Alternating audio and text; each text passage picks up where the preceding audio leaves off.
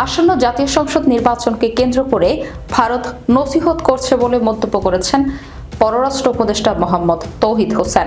তিনি বলেছেন, ভারতের এই অযাচিত নসিহত অগ্রহণযোগ্য। আমরা বাংলাদেশে একটি সুষ্ঠু নির্বাচনের দিকে এগিয়ে যাচ্ছি। এর জন্য প্রতিবেশীদের থেকে কোনো নসিহত গ্রহণের প্রয়োজন নেই। বুধবার বিকেলে সচিবালয় মির্জা কার্যালয়ে সাংবাদিকদের নিজ কার্যালয়ের সাংবাদিকদের সঙ্গে আলাপকালে এসব কথা বলেন তিনি। পররাষ্ট্র উপদেষ্টা বলেন, শেখ হাসিনা ভারতে বসে আগে সোশ্যাল মিডিয়ায় বক্তব্য দিতেন, এখন তিনি সংবাদ মাধ্যমে বক্তব্য দিচ্ছেন। তার বক্তব্যে যথেষ্ট উস্কানি আছে।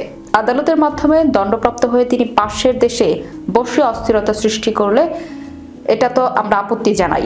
আমরা তো তাকে ফেরত চাইবই, কিন্তু ভারত শেখ হাসিনাকে ফেরত পাঠাচ্ছে না, তার বক্তব্য বন্ধ করছে না, উল্টো সর্বশেষ তারা কিছু নসিহত করেছে। তিনি বলেন, বাংলাদেশের নির্বাচন কেমন হবে এটা নিয়ে আমরা প্রতিবেশীদের উপদেশ চাই না। এই সরকার অত্যন্ত ভালো পরিবেশে একটি নির্বাচন আয়োজন করতে চায়, যা গত 15 বছর ছিল না। এখন ভারত এটা নিয়ে আমাদের উপদেশ দিচ্ছে। এটাকে আমি অগ্রহণযোগ্য মনে করি, কারণ গত প্রহসনের নির্বাচনগুলোতে তারা কোনো শব্দ করেনি। এখন আমরা যখন একটি ভালো নির্বাচনের দিকে যাচ্ছি, তখন তারা নসিহত করছে, এটা অগ্রহণযোগ্য।